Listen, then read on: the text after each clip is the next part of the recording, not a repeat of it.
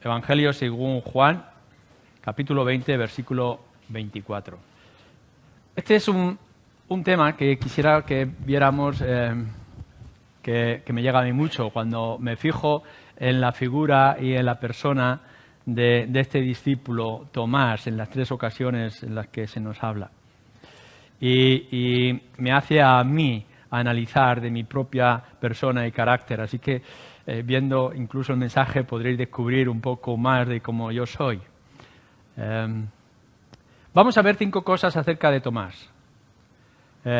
Tomás el ausente, Tomás el dubitativo, el de las dudas, Tomás el instrumento para creer, Tomás el convencido. Tomás el ausente.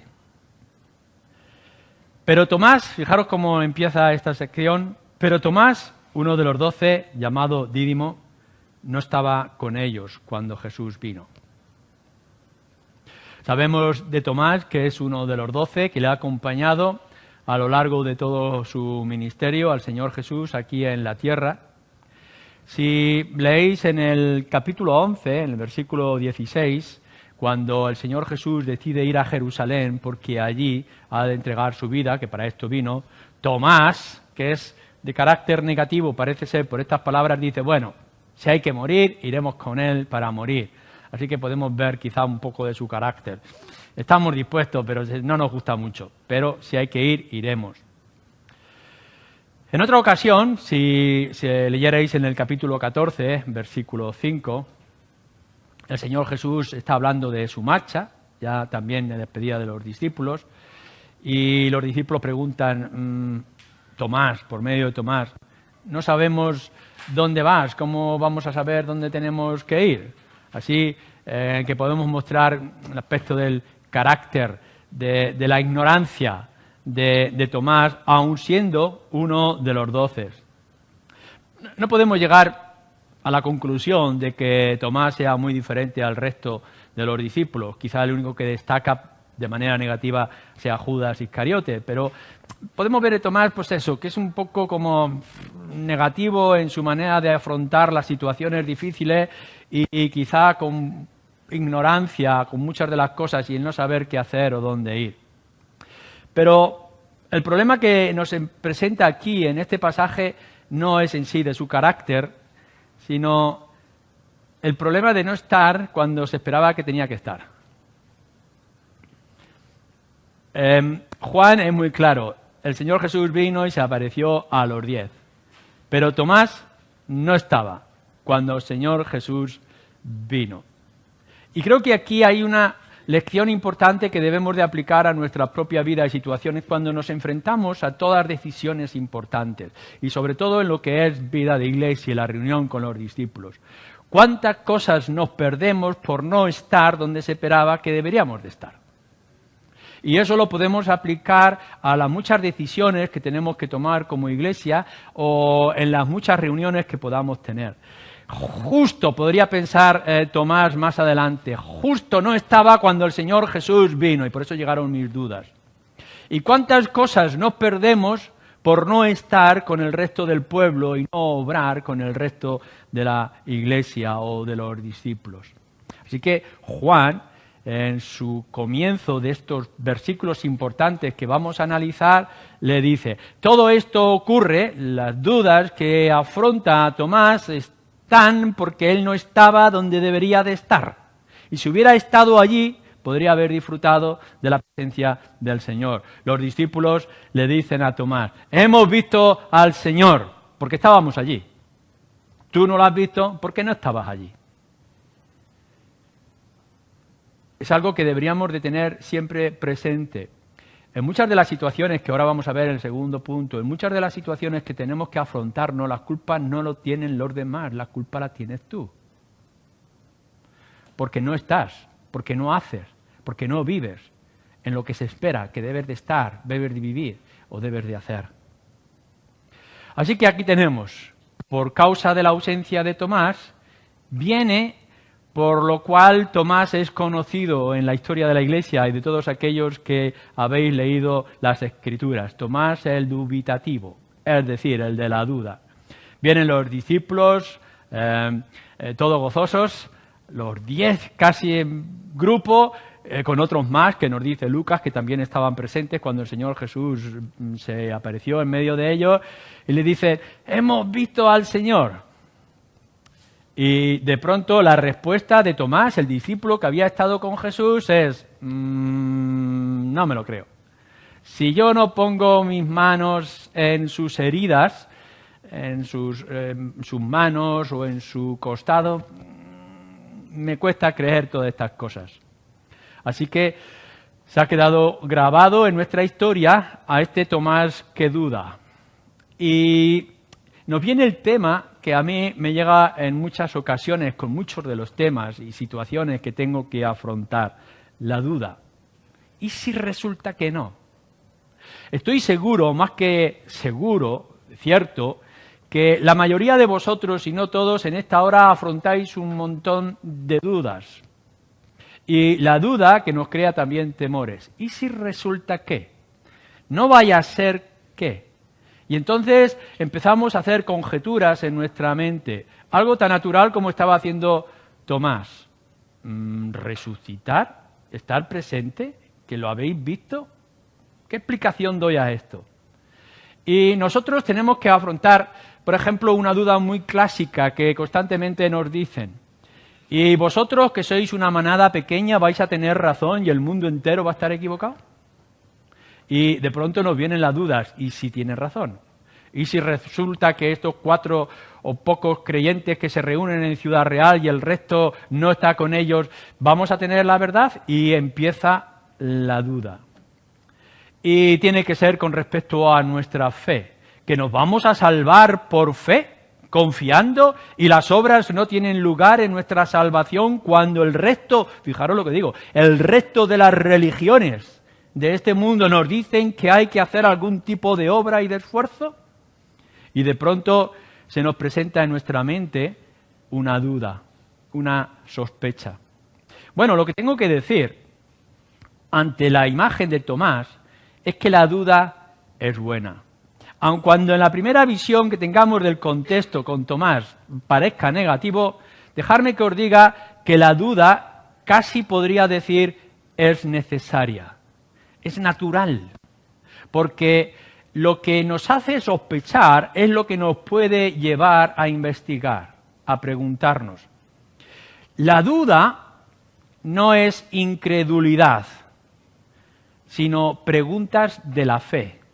Aun cuando es cierto que el Señor Jesucristo le dice no seas incrédulo, sino creyente en este gesto en particular. Pero, ¿cuántos de nosotros tenemos que buscar evidencias en aquello que se nos está presentando? Nunca se nos ha dicho en la palabra de Dios que nuestra fe es ciega, que nuestra fe es del absurdo, que es como saltar al vacío, ni mucho menos. La fe de la que habla las Escrituras es una fe que descansa en evidencias claras y firmes.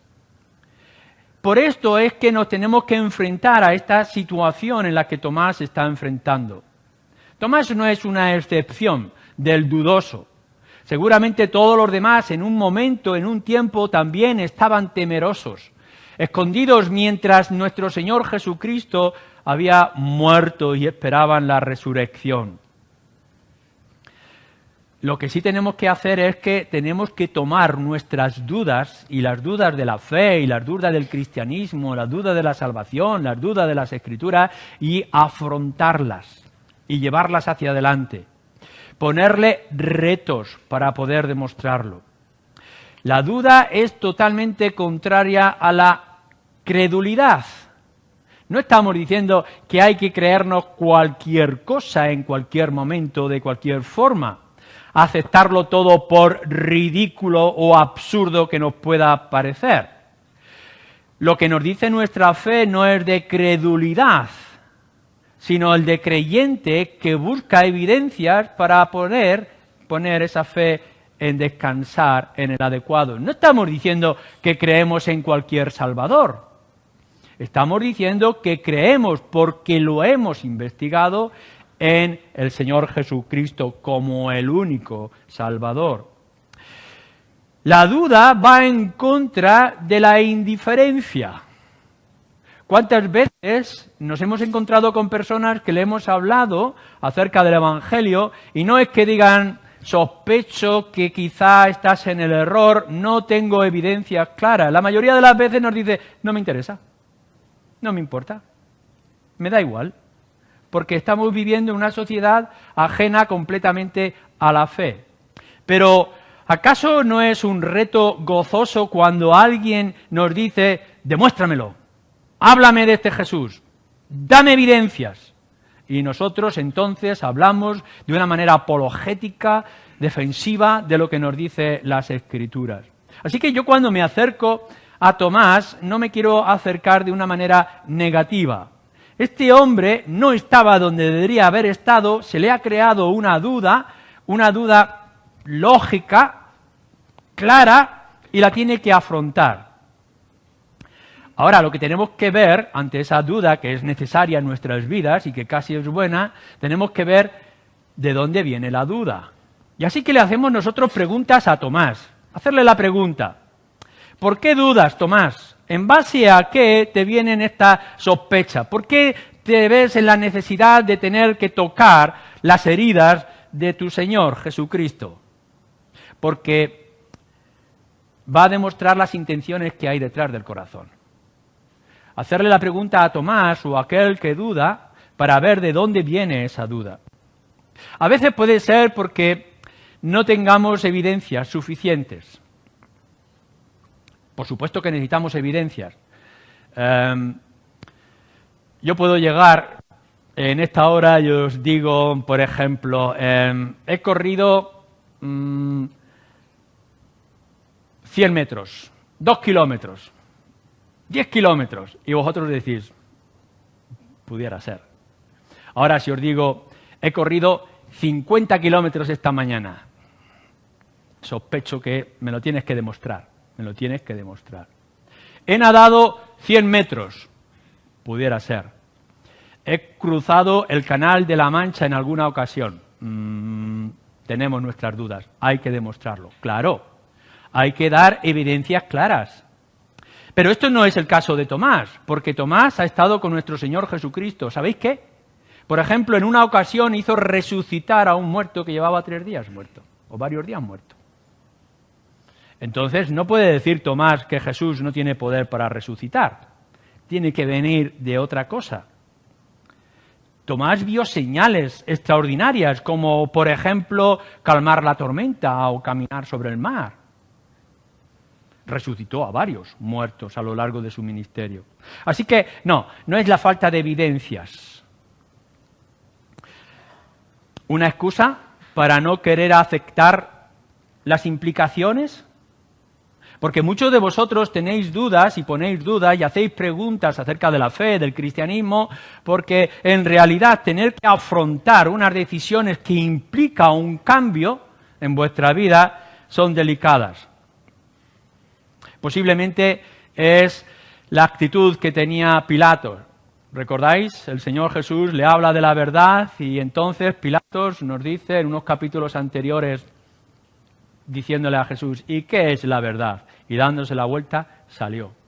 En realidad Pilato no quería ningún tipo de respuesta. Simplemente estaba excusando su propia dejadez o falta de interés. Así que mucha gente está haciéndose preguntas porque tiene problemas a la hora de aceptar los retos y las implicaciones. ¿Y si resulta que Jesús es el Salvador y el único Salvador? ¡Caramba!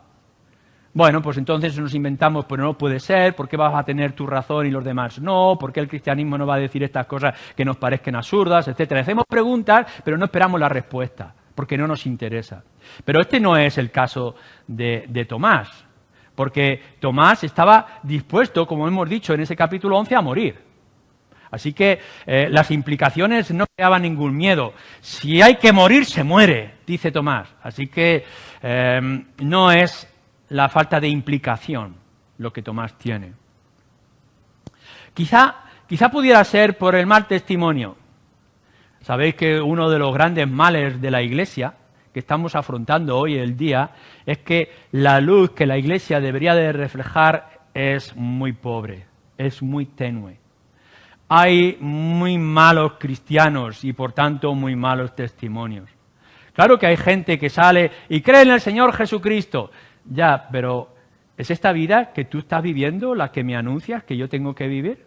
¿Son estas contradicciones? ¿Es esta manera hipócrita de vivir la que tú me anuncias?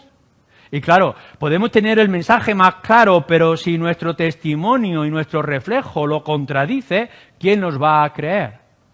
No os sorprenda de cuánta gente rechaza el cristianismo hoy en día, en el sentido humano de hablar, porque los que están llevando el evangelio son unos hipócritas.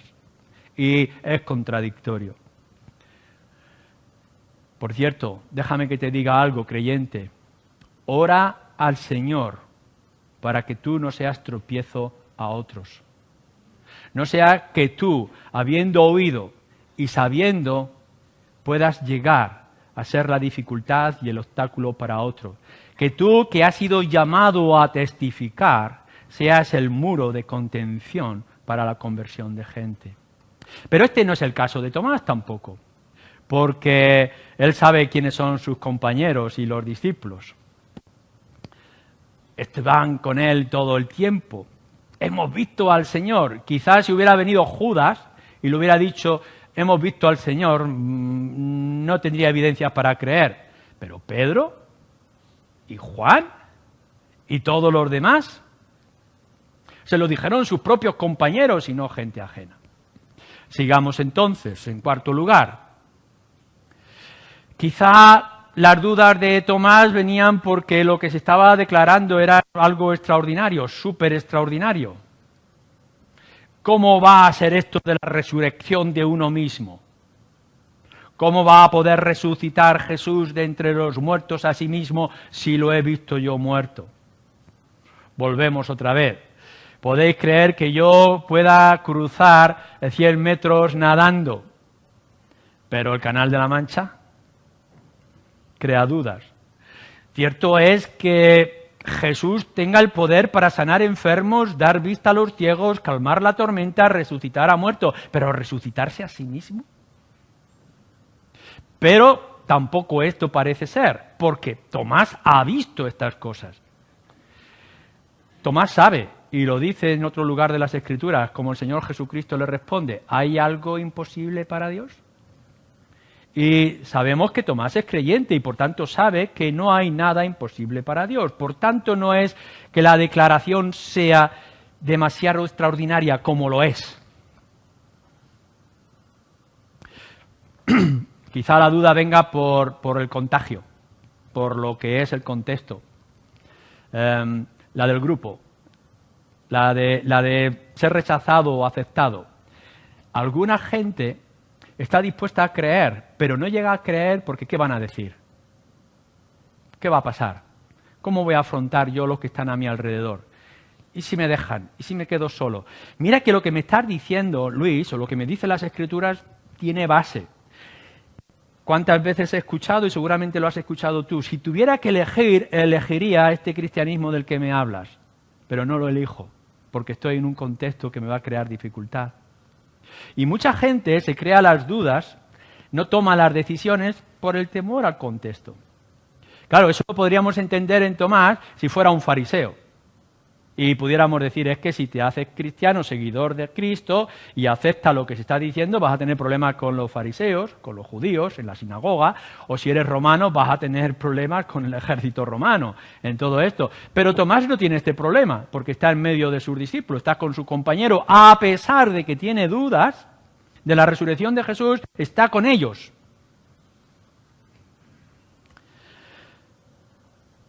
¿Pudiera ser porque es una fe débil? A veces la fe es demasiado flaca. Esto pasa mucho, por ejemplo, a los que son los hijos de los creyentes. Han recibido información año tras año, desde su infancia, conocen todas las cosas, pero no han tenido ningún reto. A lo largo de la vida hemos descubierto cómo muchos jóvenes, y lo digo para los que sois aquí jóvenes, El gran cambio que implica ir a la universidad y estar solos y afrontar solo la realidad de las situaciones. Y de pronto te das cuenta de que los compañeros se burlan, de que te hacen comentarios, de que tienes que tomar la decisión de ir a una iglesia de creyente no estando tus padres. Y entonces vienen esos retos. ¿Qué es lo que pasa? Que nuestra fe ha sido muy débil. Ha sido mantenida como entre pañales en el contexto familiar y de iglesia. Y de pronto, cuando nos encontramos solo, cuervos, sol, piedras, vienen a dañar esa fe frágil. Constantemente vamos a tener que afrontarlo. Y si no estamos preparados en nuestros tiempos tiernos, cuando vengan los tiempos difíciles, a lo mejor no podemos resistirlos. Pero este no es el caso de Tomás. Tomás tampoco era de una fe débil. Él fue fiel hasta el final. Y lo podemos ver allí. Así que perseveró a pesar de las circunstancias. Podría haber dicho, bueno, cuando he visto que fracasa, que el Señor Jesús muere, pues me dedicaré a mis asuntos, iré a mis negocios y me olvidaré de este asunto. Han sido 3 años muy interesantes, muy emocionantes, pero bueno, ahora requiere un cambio de mi vida y me voy a vivir mi propia vida y buscar mi felicidad. Pero no, Tomás estaba allí a pesar de sus luchas espirituales o mentales. Tomás no era como Judas. ¿Recordáis el pobre Judas? El desgraciado. Después de su traición y cuando se dio cuenta de lo que había hecho, no supo afrontarlo y se quitó la vida. Pero Tomás no es de esta manera. Así que no es una fe débil que es arrasada o destruida. Quizá por la tentación moral. Esta mañana hablábamos algo de eso. Muchas veces la duda acerca del cristianismo y acerca de la fe viene porque se ha metido en nuestra vida un hábito inadecuado. Es decir, un pecado que se va extendiendo como el cáncer y se va haciendo cada vez más grande y más poderoso. Pequeñas pero sucesivas decisiones equivocadas que van dañando nuestro interior. Y claro, empezamos a hacer preguntas, pero ahora que yo amo a este hombre y a esta mujer, aun cuando no son creyentes, y me da tanta felicidad estar juntos en esta intimidad, ¿por qué va a ser malo? ¿Por qué va a ser condenado? Sí es verdad que la Biblia dice esto, pero no será tan malo cuando podemos ver que otras personas, y vemos que los malos prosperan, Salmo 73, ¿y por qué entonces? Y resulta que vamos dejando que dentro de nosotros vaya creciendo esta red pecaminosa, y lo que vamos haciendo es calmar nuestra relación con el Señor, o nuestro deterioro con excusas y razones y con dudas y sospechas. Igual la Biblia no tiene toda la verdad. Igual no hay que vivir de una manera tan fanática. Igual yo puedo tener mi fe sin tener que reunirme todos los domingos. Quizá pudiera ser. Y entonces dejamos que la duda, los temores, van dañando nuestra relación con el Señor. Pero Tomás no es de esta clase. Tomás no deja que la aflicción le alcance. Tomás se mantiene firme.